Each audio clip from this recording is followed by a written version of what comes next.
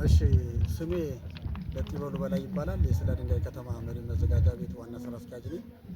እንግዲህ እዚህ ቦታ ላይ እንደምትመለከቱት በፊት በጣም ቆሻሻ የነበረና ህብረተሰቡ በከፍተኛ ደረጃ እየጠየቀ የሽንት መሽኛ ዳይፐር ሳይቀር የሚጣልበት ቦታ እንደነበረና ህዝቡ ግፊት እያደረገ በየቀኑ እየመጣ ቢሮአችንን የማታለሙት ቦታ የተጣልና የወደቀ ቦታ እንደነበረ ነው ህዝቡ ሲጠይቅ የነበረው። አሁን ይህንን እንደምታዩት ያስደፋንበትና ለመንገድ ጠረጋና እንትን ማለት የጀመርንበት ቦታ እንደምታዩት ህብረተሰቡ በራሱ ተነሳሽነት ኮሚቴ አዋቅሮ 7 ኮሚቴ አለው አዋቅሮ ከህብረተሰቡ ዝቅተኛው 5000 ብር ነው። ከ5000 ብር ጀምሮ በየጎጡ በዚህ በምታዩት መንደሮች እየተሰበሰበ ያለ ገንዘብ ነው። ዲቻ አለ። ይሄ እስከታች ድረስ 636 ሜትር ነው ዲቹን የምንሰራው ታይ ድረስ ጨረታ ወጥቶ ጨረታው አሸናፊው ተለይቷል።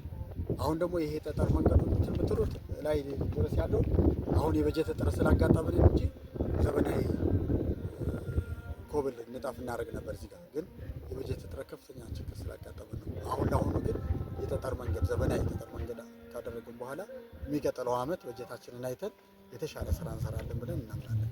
ስለዚህ በዛ በኩል ታውታላችሁ። ይዛኛውም ያለው በጣም ቆሻሻ የነበረ ነው። ህብረተሰቡ የተረሳ ቦታ ነው። በአጠቃላይ የተረሳ ቦታ። ስለዚህ አሁን የበጀት ምንጫችን መጀመሪያ የህብረተሰቡ ነው እሱ የሆነ ከዛ ክልል 1 ሚሊዮን ብር ሰጥቶናል። ከህብረተሰቡ 1 ሚሊዮን ብር ነው የምንሰበስበው። ወረዳው 1 ሚሊዮን ብር ይህንን ይዘን እና በ2016 የተራፈን በጀት ይዘን እዚህ ላይ በከፍተኛ ደረጃ እናለማለን ብለን ነው ከህብረተሰቡ ጋር የጀመርነው እና አንዳንድ ከህብረተሰቡ ጋር የሚሰጠን አስተያየት በጣም ከፍተኛ ከጎናችን ያለ ነው። ይህንን ቆሻሻ የነበረ ቦታ እያለማችሁ ስለሆነ በህብረተሰቡ ከፍተኛ ተነሳሽነት ላይ እየጣለ ነው አሁን ስራ። ስለዚህ አሁን እንደምታዩት የጠጠር መደፋት ስራውን እንትን ብለናል። አሁን ኦሮሎ እና ግሪደር እየመጣ ነው ያለው። አሸናፊው አስገብቷል። ዛሬ ግሪደሩ ይመጣል። የግሪደር ስራ ነው የምንጀምረው ማለት ነው። ከዚህ በኋላ በኦሮሎ የማስመታትና መጨረሻ ላይ ደግሞ ዲቹ የማውጣት ስራ ነው እየሰራን ያለ ነው። ዲቹ በ3.2 ሚሊዮን ብር ነው አሸናፊው የተለየው። ይህንን ይዘን እንግዲህ ከህብረተሰባችን ላይ የተሻለ ስራ እንሰራለን ብለን እናስባለን።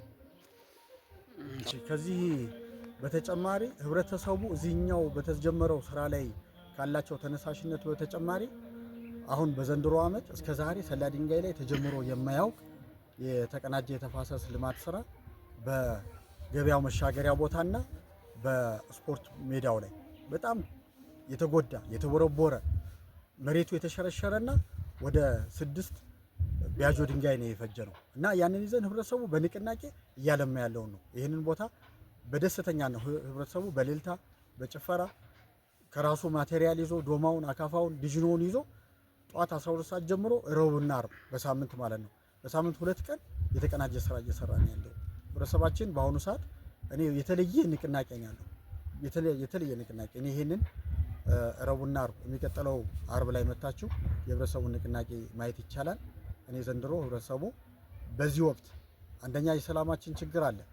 የሰላሙ ችግር ምንም ሳያግደው ህብረተሰባችን በነቂስ እየወጣ ከ18 ዓመት በላይ ጀምሮ እየወጣ ሽማግሌው፣ ሴቶቹ ኮረት ድንጋይ እየለቀሙ ረጅም ቦታ ላይ እየተንቀሳቀሱ እየሰሩ ያሉበት ሁኔታ ነውና የህብረተሰባችን በንቅናቄ የማልማቱ ስራ በጣም የሚያስደስት ጅምር እንዳለ ነው የምረዳው።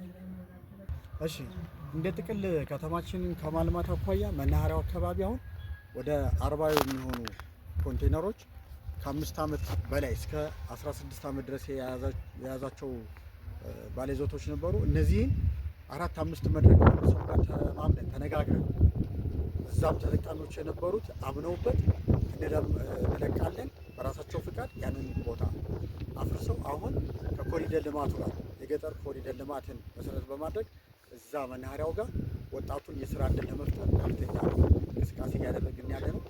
አሁን በሁሉ እያስጠረግን ያለ ነው አስጠርገን ቀጣይ ላይ ግን መዝናኛ በቃ ዘመናዊ እንትን ንጣፍ ካደረግን በኋላ ወጣቱ እዛች ላይ እንዲዝናና በጃንጥላ አድርገን ለየት ያለ ነገር ስራ ለመስራት እቅድ ይዘናል።